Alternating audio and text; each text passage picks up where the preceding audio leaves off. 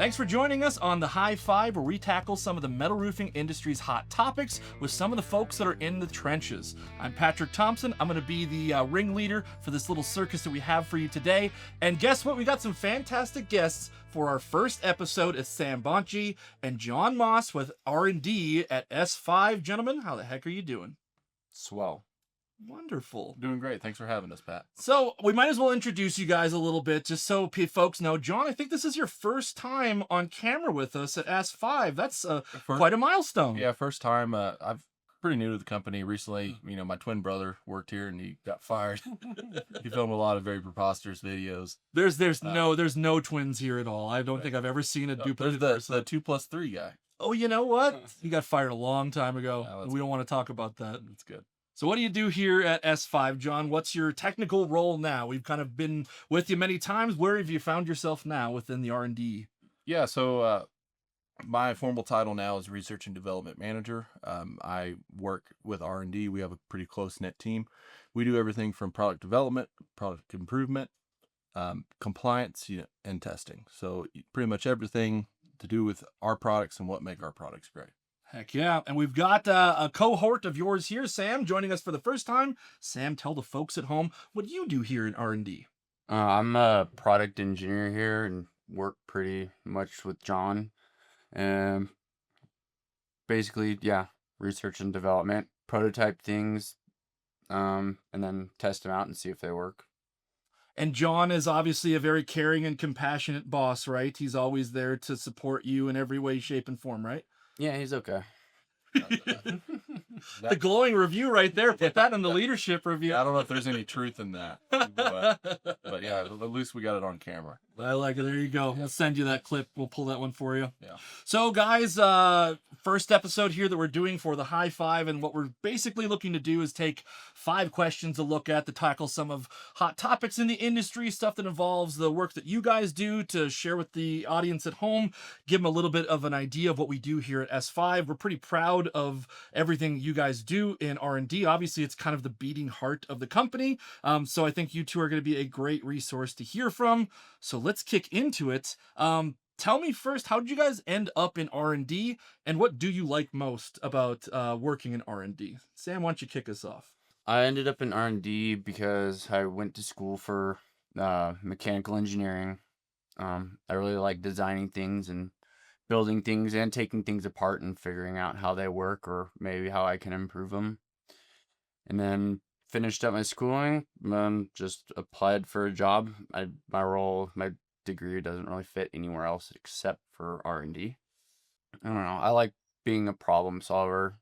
Most engineers, that's what we try to do, and find simple solutions to complex problems. And yeah, I'm also like kind of just being able to, I work with obviously the rest of the team, but a lot of time I get, some time to just work by myself and really just figure things out on my own. So Absolutely. Awesome. John, what about you? What got you into R&D? Well, I know everyone likes an origin story, and mine's very similar. I started with S5 a while ago. Traditionally, I'm a trained manufacturing engineer, and I've worked in our manufacturing plant there in Texas. Transitioned to working in R&D, and then throughout that kind of expanded my range from product development to compliance to, all sorts of different things. Like what Sam said, most engineers, they love solving problems and making an impact, and that's probably my favorite thing. I love complex problems. I love the simple solutions. I love the complex solutions, and I love making that impact, whether it be happy customers, safer products, or anything like that, more compliant products. All that stuff's really rewarding, and it's definitely makes a big impact in what we do. I know obviously a big thing about us is continuous improvement. We clearly don't rest on our laurels or anything. We're constantly doing more. So it seems like you guys have got plenty of job security and stuff. There's new panels all the time. There's new products that can be improved upon. It's really impressive, I think, what you guys do. We always try to do things the right way, and continuous improvement is part of that. Whether, we're making our products better, we're making our support better, we're making our sales tactics better, we're making products safer, making products more compliant, we're making more accessible products, or even more affordable products. So, we always try to improve in every aspect of S5, and R&D is, definitely a good part of that. So So speaking of products, what is the most exciting product or project you've worked on here at S5 over the years, and what made it so interesting for you? Did we decide what we're going to say on that? I don't You're on the know. fly. Honestly, Yep. like No prep. like most of the products that we develop are can be kind of exciting. Even like some of like the simpler clamps and stuff can be like pretty exciting. Like once, and this is John's idea, but once he started dabbling around with like the living hinge stuff, Yeah. that just in itself, it's a simple idea, but just the fact of not having to deal with inserts and whatever, Yeah, for sure. and just making it way more simple to just install everything and then figuring out that it actually works is it's pretty exciting. So I think every time anything hits the launch committee, I get pretty excited about it, no matter how simple it is. Yeah. Obviously, I just spent a lot of time on the new color guard, and that was really exciting. The installation of it's way easier, and Big just time. and it actually working is really exciting. Yeah. Because we design stuff on the computer, prototype it, and then testing it. Here in lab, we do a lot of the testing, and just when you get a test that gets the holding strength that you're after, and you all know it's going to work, or it performs better than you thought it was going to work, it's a really satisfying, Yeah. exciting thing. And all the way up until like when you're making the drawings to be the fab drawings and the die drawings and everything, that starts to get really exciting, because then whatever you thought up is about to be in motion. And a lot of times too, the design process starts in just like a notebook next to my bed, because like Yeah. you'll be thinking about things for weeks, and then all of a sudden you're going to bed and an idea pops into your head, and so I quickly just draw it down real fast, and then come into work the next day and stick it on the computer. So it's kind of cool. Well, and really too, I think what's impressive that you guys have both been on the roofs for this stuff. You're familiar with how these things work in an actual application sense, and not just a pure design. So you know some of the pain points these guys are encountering and trying to nip them in the bud. And I think that that's really must help a lot in the R&D process for you guys. Oh yeah, for sure. I mean, me and Sam specifically, we both have very hands-on backgrounds. We both, turned wrenches, swung hammers, and dug ditches, and I think that really helps the R&D process, because there's a lot of science and theoretical ideas that go into it. But at the end of the day, we're trying to make products that are easy to install, that are cost effective, and that work. And so, having that hands-on experience and being able to get on the roof, like the Color Guard 2.0, we ran trial installations. We basically called up people, said, "Hey, you want free Color Guard?" We showed up, and we're able to use their house as a guinea pig, after it was tested and engineered, of course. And we're able to actually experience what some of our customers and the installers that install our products, what they would see on the roof. Is this hard to put on? Is getting it to the job site an issue? Is it heavy? Is it light? And how does it work with the tools? All that stuff, we're able to take all that, and that's something that we really excel on, and that we're doing more and more with all of our new products. Yeah, absolutely. So tell me, has there ever been a time during research or development that something's totally surprised you or changed your whole approach? I mean, yes, obviously, because we're trying to push the boundaries, and it's an obvious answer. Yes, Patrick, that's the Give us a obvious look answer. behind the scenes, Look John. behind the scenes. Pull that curtain That's back. it. Well, actually, everything else we can't disclose, but You don't say. okay. No, I mean, there are definitely some surprising. We do a lot of experimentation, especially nowadays with material and material prices being all the uncertainty behind that, and shipping weights and everything. We're trying to push the limits a little more, and so you're always surprised with oh yeah, this wall thickness was able to be strong enough, and we're making clamps more streamlined through the testing that we've always done, but now we have a lot of those capabilities in house. I think one of the biggest surprises when I transitioned into the R&D scene was the fact that just because your roof is a thicker gauge, so if you go from a 24 gauge to a 22 gauge roof, it doesn't mean your S5 clamp's going to hold on stronger. And it to me, that just seemed backwards. Thicker roof, it's stronger. You have you can spread your purlins out a little farther. It's more of a structural roof, right? But it's about how that clamp interacts with that roof, and how that roof interacts with the forces being put on it by the clamp. Yeah. So you see things like the metal might be more brittle, the clamp, the clamp might fracture or break under ultimate load because of the lack of yielding in the substrate material of the roof.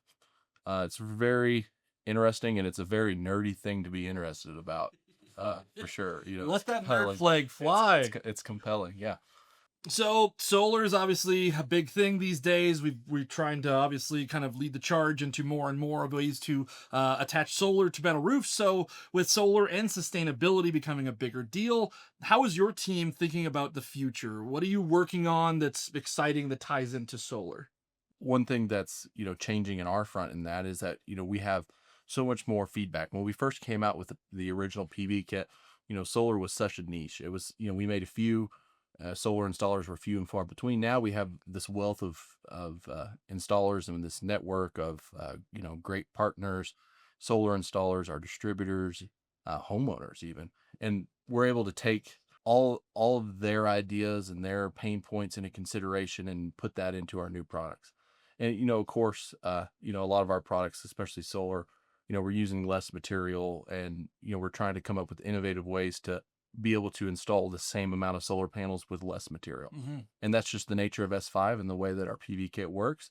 But recently we found, there's more than just cost savings and shipping savings. A lot of time we're able to overcome extreme logistical issues of being able to send something in the back of a truck to South America or, other, an orphanage in a remote area and be able to actually help them out with solar.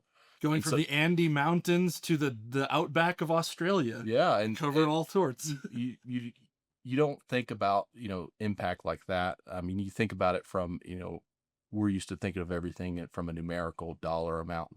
But when you think of the logistics and the other impacts that these products can have, it's definitely very interesting. Yeah. So I've been networking with a lot of solar installers to see what is keep up to date, how popular something might be, what's the biggest frustration that they have with installing this sort of a thing, trying to tackle that, those big frustrations and make it easier for them, make our products easier for them than anything else, make our products the correct solution for them. Yeah.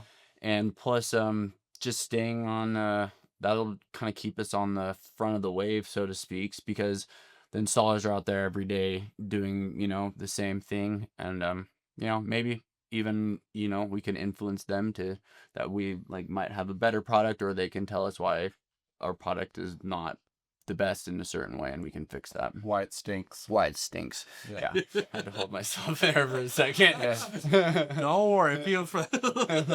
We'll speak plainly. And I mean, really, yeah, you're right. It seems like that the difference between design and practice sometimes can be a wider margin than you'd expect. Little things can exacerbate. A harder to tighten screw can be that much more of a difficulty when you're doing 1,000 of them. So being able to have that touch point, it's really been impressive. And seeing you guys out in the field and being able to give them that guidance and just see that stuff click, and then you guys take that back with you too. It seems like it's a great two-way street for each other. Absolutely, it's a great two-way street. There's another thing that we always learned in school and stuff is that everything works perfectly on paper. Yeah. But as soon as you get out into the field, it's no, sitting Think again, exactly. I think definitely one thing we haven't touched on is that, when we're on these when we're out in the field and on roofs, there's these awesome videos of us installing the new Color Guard 2.0 feature.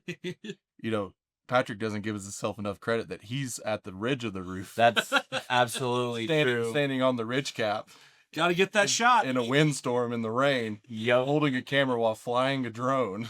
Holding a camera, Double dupe? balancing on the roof. Or up on the rooftop at about 114 degree Texas heat. Yeah, Texas heat, Galvin roof, in your short pants, you're getting a sunburn. I got to jump into the trenches with y'all. It looks like you're having too much fun. Can't let you have it all yourselves.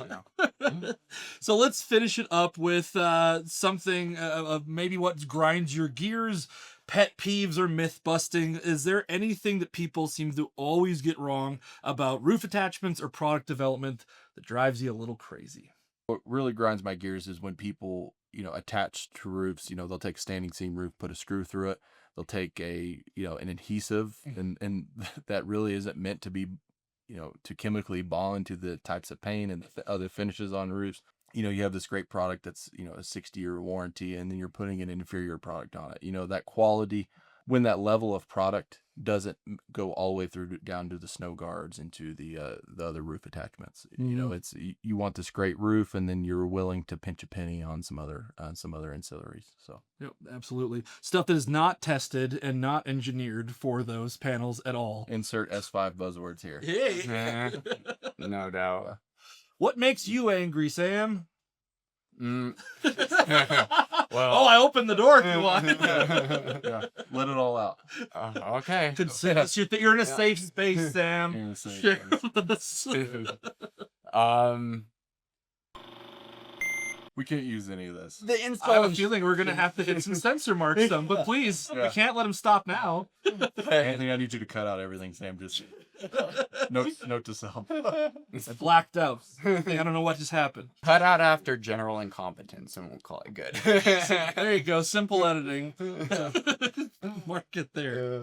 Well, that's all the questions that we have, guys. We're not going to keep you any longer because we're the high 5, not the high 6, 7, 8, 9, or 10. So that's it. You guys are going to be off the hook. But it's our first episode. We need to figure out some good way of signing off. Can we all do a 3-person high 5 at the same time?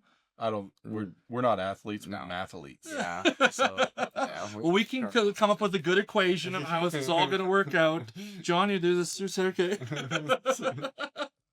Well, we're going to do it anyways then because I got to do something. Otherwise, we're not going to have any unique characteristic about our podcast. oh, I think it's unique enough. very. What? Really? Oh, John, you charmer, you. And 3, 1, 2, 3. Oh, High okay. five! See how good that was, everybody? You could hear that perfect clap as we all went together at the same time. Anthony had that in post, please. That's going to do it for this episode, everybody. Please stay tuned. We've got lots more episodes to go with lots of other great people from the industry. We're excited to share it with you, and we hope you join us for our adventure. See you next time.